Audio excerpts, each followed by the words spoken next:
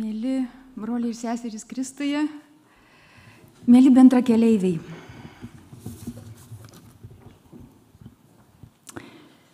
Posakis mylėk ir daryk, ką nori, dažnam žmogui rėžia ausį ir širdį, nes jis asocijuojasi ne tik su įtampomis bažnyčioje seksualinės moralės klausimu, bet ir su visuomenėje stiprėjančia tendencija ieškoti meilės, nemąstant apie tikrovės tiesą. Mylėk ir daryk, ką nori, mūsų kultūroje skamba kaip refrenas, nebūtinai verbalinė forma. Jis tampa šio laikmečio kodu ir tai kelia rūpestį, ypač tada, kai jis virsta krikščionio gyvenimo charakteristika. Nors kita vertus, kodėl tai turėtų kelti rūpestį? Juk šis nurodymas suformuluotas šventojo Aurelijaus Augustino, Hipono vyskupo ir vieno garsiausių bažnyčios daktarų. Beje, tame pačiame pamoksle, kur yra ši ištarmė, yra dar dvi, kurios šiandienos kontekste gali dar labiau įtempti. Būtent, meilė yra Dievas. Ir veikti prieš meilę, tai veikti prieš Dievą. Ir vyskupas Augustinas įrodinėja šių ištarmių teisingumą. Gal jis kalba apie meilę, kuria mylimas tik Dievas? Ne. Ir apie meilę žmogui. Ir meilė žmogui, pasak jo, yra Dievas. Ir tai nėra loginė klaida. Atsitiktinė apaštalo Jono formuluotės Dievas yra meilė inversija. Bent 10 kartų skirtingose veikaluose Augustinas pakartoja, kad meilė yra Dievas. Ir ne tik jis. Tai prašo ir šventieji vyskupai Ambraziejus bei Cezarijus Arlietis ir netgi popiežius šventasis Leonas Didysis. O gal tai reiškia, kad bažnyčios istorija mums pateikia įrodymus apie vadinamąjį evangelinio mąstymo platumą? Tai yra apie tai, kad bažnyčios moralės mokyme integruotas dorybių etikos modelis, kviečiantis prie tam tikros gyvenimo tvarkos, nėra vienintelis, taigi nėra būtinas, o gal ir visai nereikalingas krikščionio gyvenimui, nes neatitinka tikrosios Evangelijos dvasios. Klausantis mūsų brolių ir sesių, vadinamųjų progresyviųjų krikščionių, ir skaitant jų tekstus, susidaro įspūdis, kad būtent taip ir yra. Pasak vieno aktyviau veikiančių Lietuvos viešajame forume šios tikinčiųjų grupės atstovo, skelbiančio savo poziciją per visuomeninį transliuotoją, pastaruosius 1500 metų bažnyčia yra, cituoju, sustingusios moralės saugykla, kurios direktoriai tebe manipuliuoja Dievo baudėjo pragaro nuodėmės sąvokomis. Kita citata. Realus dvasinis gyvenimas iškeistas į kažkokį nepasiekiamą idealą, kuris tėra gyvenimo iškamša.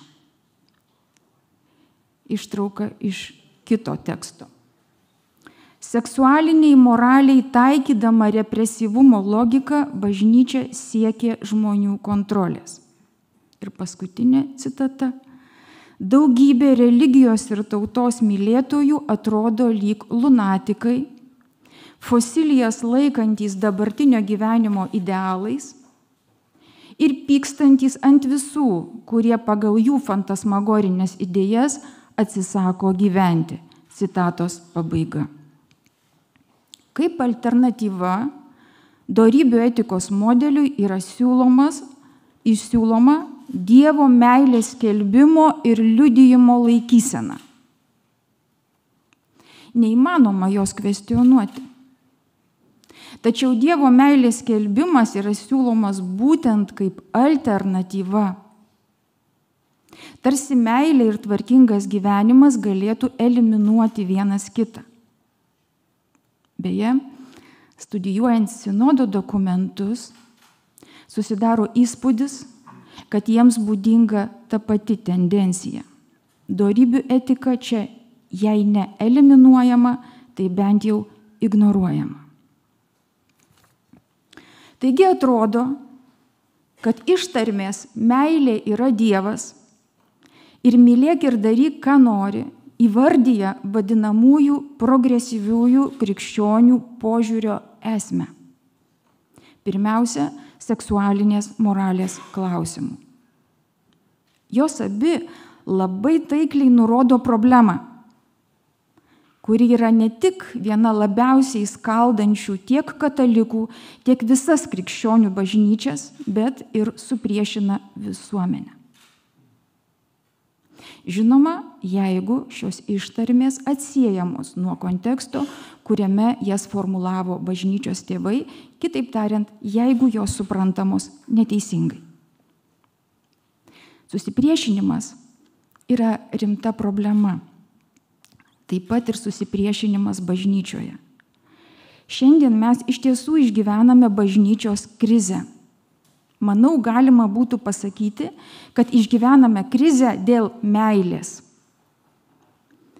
Dalis krikščionių mano, kad senasis bažnyčios moralės mokymas atstumia savo draudimais, taisyklėmis, normomis ir prieštarauja asmens savęs įgyvendinimo projektui. Svarbiausia – išgyventi meilės jausmą ir leisti mylėti kitam. Ko tam reikia? Pažinimo. Ne to, cituojamas mano minėtas autorius, sunkaus teologinio, filosofinio, kultūrinio balasto, kuris su Evangelija nieko bendra neturi ir kurio būtina atsikratyti.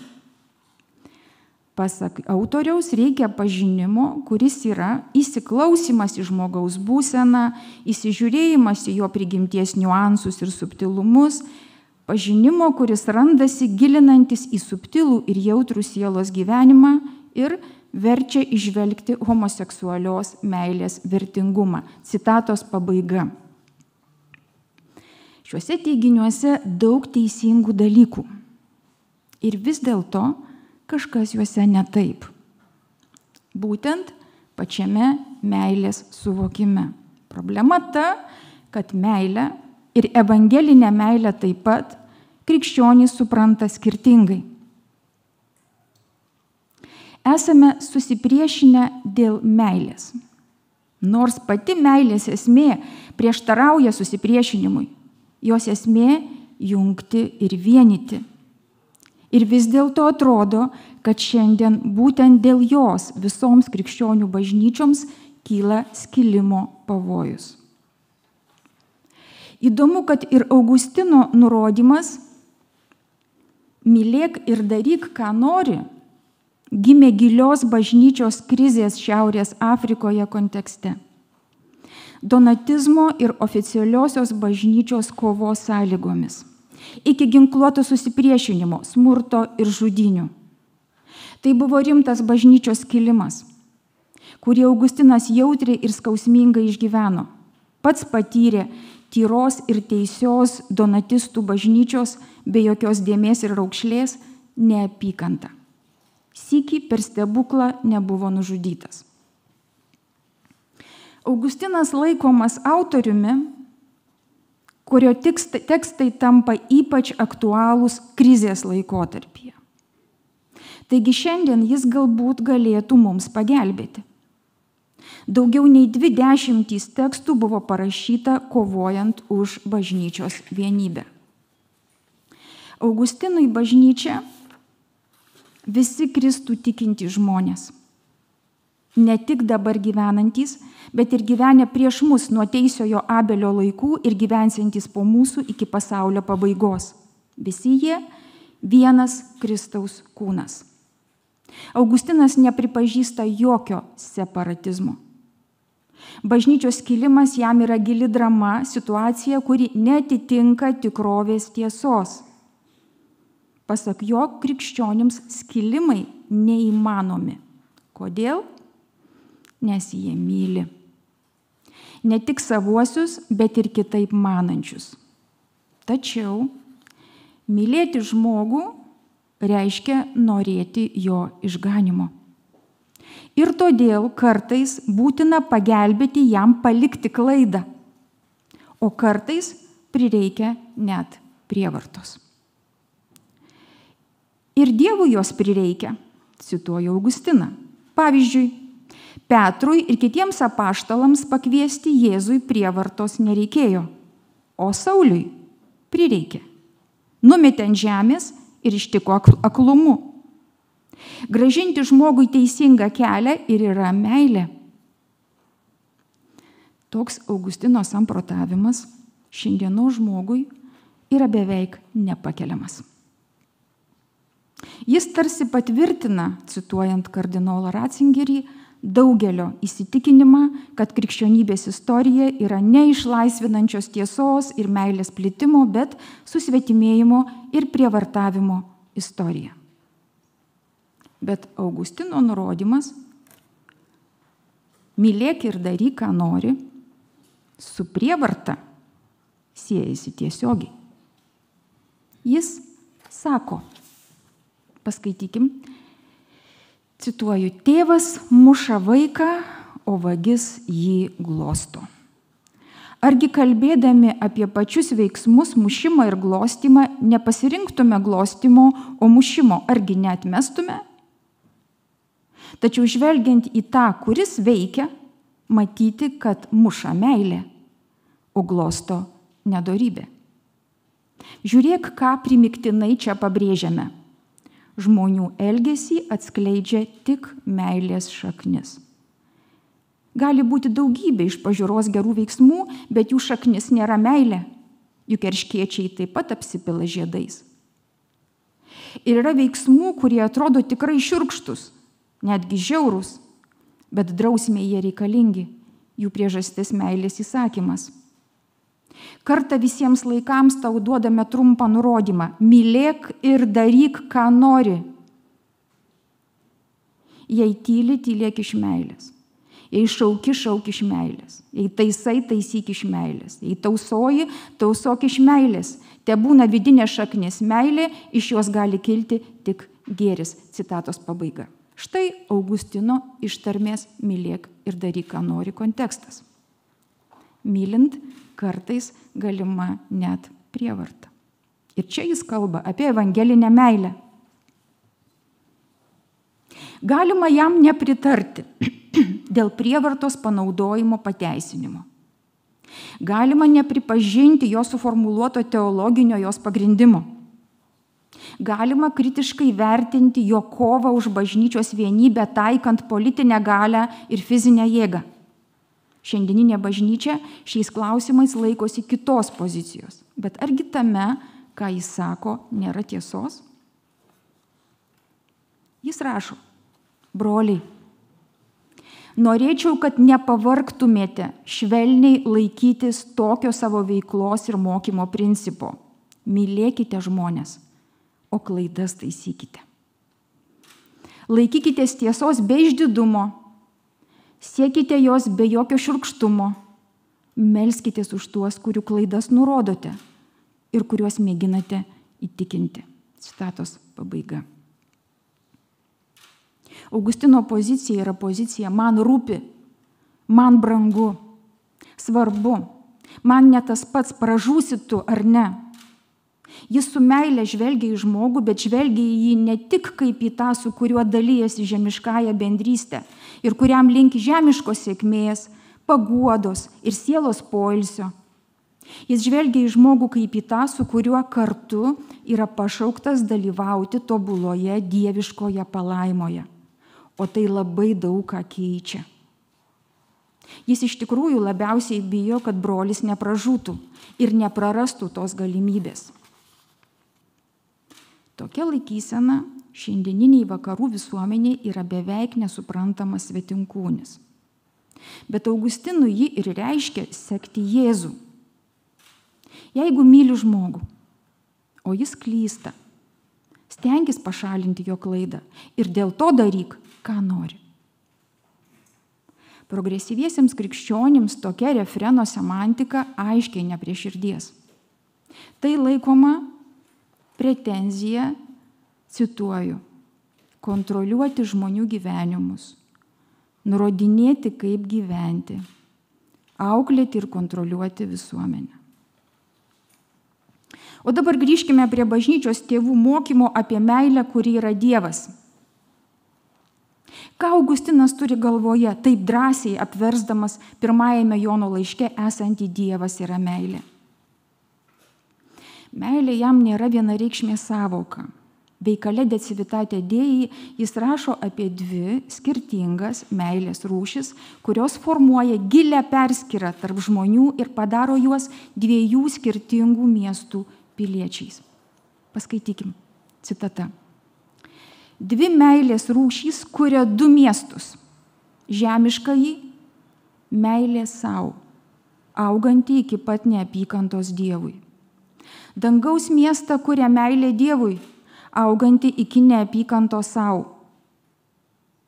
Pirmasis miestas aukština pats save, antrasis Dievą. Pirmasis ieško žmonių garbės, antrajam didžiausia garbė yra pats Dievas, sąžinės liudytojas. Pirmasis aukštai iškelia galvą, antrasis sako savo Dievui, tu esi mano garbė, tu pakeli mano galvą. Pirmajame viešpatauja valdžios geismas, būdingas ir valdovams, ir tautoms, kurioms jie vadovauja. Antrajame ir valdantieji, ir jiems paklūstantys pavaldiniai su meile tarnauja vieni kitiems.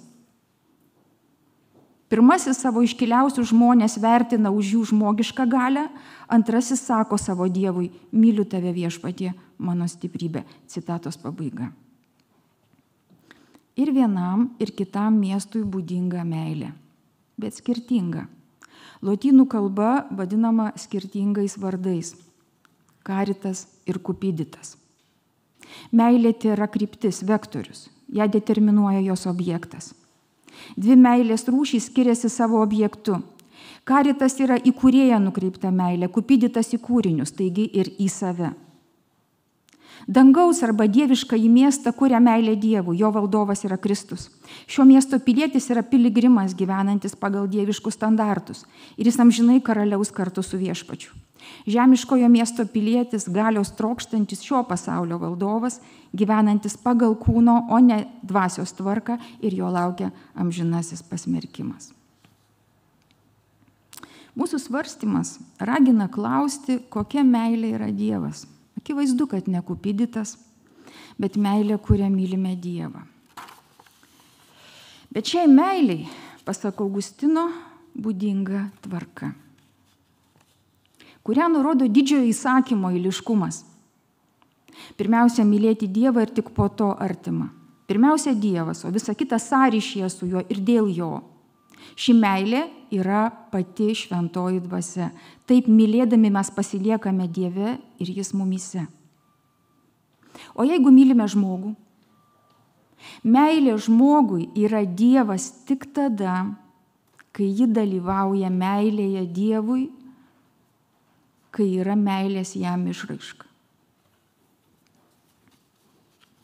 Susipriešinimą, kuris šiandien būdingas krikščionių bažnyčioms, pavadinome susipriešinimu dėl meilės sampratos. Abi pusės nesutarė, ką laikyti evangelinę meilę. Man atrodo, kad progresyviesiems krikščionims perskyra tarp Caritas ir Cupiditas neegzistuoja. Ir jokios hierarchijos tarp meilės kūrėjui ir meilės kūriniui nėra. Ir tai klaida. Klaida, kurią reikia taisyti. Bet ar dėl to mes susipriešinę? Juk jeigu aš myliu Caritas meilę, man neįmanoma pasielgti netinkamai. Kaip sako Augustinas, tas, kuris myli, gyvena šviesoje. Jis įžengė į dieviškąjį atgailos kinkinį, buvo nuneštas į dangų, kur gyvena meilė ir jį įsikūrė jo širdyje. Šią meilę jis apgaubė visą pasaulį, todėl gali būti taikingas net su donatistais ir paversti juos savo broliais ir draugais. tikroji mūsų susipriešinimo priežastis, pasak Augustino, yra ne sampratos, o evangelinės meilės nebuvimas. Mūsų susipriešinimo objektas, meilė, iš esmės turi neutralizuoti, eliminuoti patį susipriešinimą. Jie yra susipriešinimo vaistas ir šiandien kelias išeiti iš krizės. Taigi ištarmė meilė yra Dievas iš tiesų nusako bažnyčios mokymo esmę. Ir tinkamai suprastas refrenas mylėk ir daryk, ką nori, iš tiesų yra imperatyvas krikščionio elgsenai. Beje, Augustinas yra pirmasis teologas pavadinęs krikščionybę meilės religija. Ir vis dėlto, ar evangelinė meilės samprata eliminuoja dorybių etiką? Kartais manoma, kad Augustinas pateikė alternatyvą antikiniam dorybių etikos modeliui. Tačiau Augustino moralės teorija aiškiai priklauso katalikų bažnyčios mokymo tradicijai ir apima dorybių etikos principus. Beje, dorybėms jis paskyrė 19 De Civitate Dei knygą. Bet vis dėlto, kam caritas meiliai reikia dorybių? Juk dalyvaujame šventojoje dvasioje, pačioje dieviškoje tikrovėje. Progresyviesiems krikščionims akivaizdu, kad nereikia.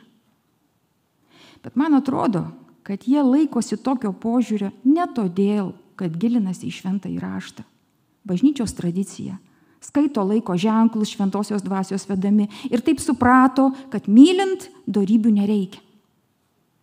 Alasdaras MacIntyras argumentuotai įrodo, kad dorybių atmetimas šiandien yra dėsnis, kuris siejasi su moralės suvokimo vakarų kultūroje krize.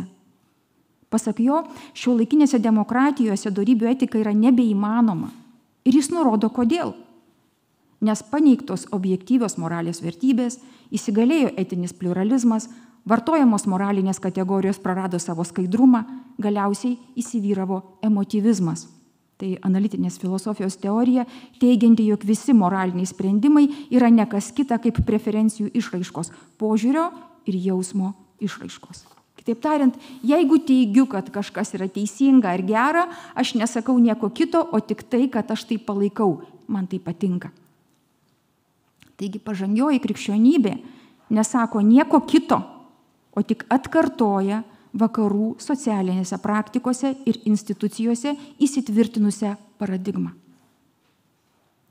Tūkstantmetė bažnyčios tradicija rodo, kad dorybių etika neprieštarauja asmens savęs įgyvendinimo projektui.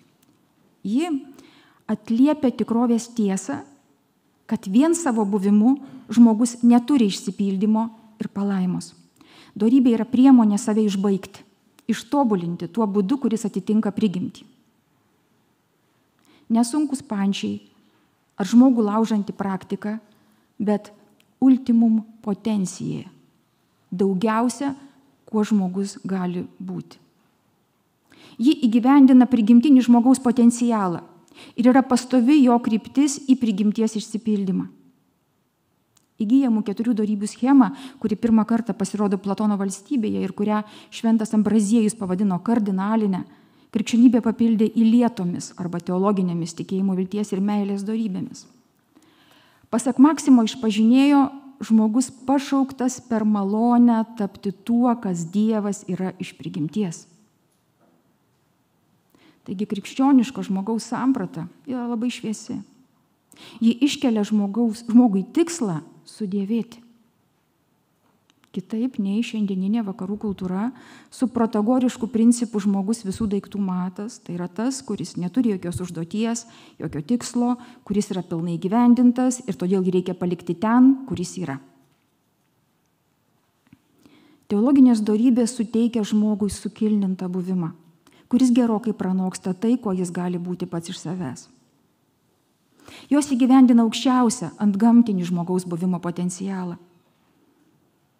Bet kam reikia kardinalinių dorybių, jei turime kilnesnės, teologinės? Į šį klausimą tradicinė bažnyčios moralės teorija atsako taikydama aristotelinę metodologinę priemonę – materijos ir formos perskyrą. Molio puodynė yra molis, materija ir pavidalas, forma. Žmogus yra kūnas, materija ir dvasinė siela, forma. Žmogaus prigimtis, ištobulinta įgytomsiomis kardinalinėmis dorybėmis, materija, yra įpavidalinama teologinėmis dorybėmis forma. Įgytosios ir įlietosios dorybės negali vienos be kitų, kaip puodynė be molio ar siela be kūno. Ar tikrai dorybių etika yra žmogaus kontrolės įtvirtinimas, kaip mano progresyvieji krikščionys? Ar tikrai tai tik grynai teorinis žmogaus įsivaizdavimas? Tai citatos. Man rodos, mūsų oponentai klysta, atsisakydami evangelinę meilę sieti su bažnyčios moralinio mokymo visuma. Kai jie ragina gilintis išimtinai į žmogaus gyvenimo konkretybę, jie susiaurina pažinimo horizontą. Skaityti reikia ne tik žmogaus gyvenimo evangeliją, bet ir visą tikrovę. Tai ir įgalina padaryti svarbiausioji kardinalinė dorybė – protingumas. O kada šią dorybę išbaigia teologinė meilės dorybė, tada žmogus siekia džiaugsmo pilnatvės, kuri yra tada, kai kartu su visais, taip pat ir klystančiais broliais ir sesėmis, meilės vienybėje išgyveni dieviškąją palaimą. O pabaigai norėčiau priminti pirmiausia savo jau skaitytą Augustino paraginimą. Broliai, norėčiau, kad nepavargtumėte švelniai laikytis tokio savo veiklos ir mokymo principo. Mylėkite žmones, o klaidas taisykite. Laikykitės tiesos be išdidumo, siekite jos be jokio šiurkštumo, melskitės už tuos, kurių klaidas nurodote ir kuriuos mėginate įtikinti. Ačiū už dėmesį.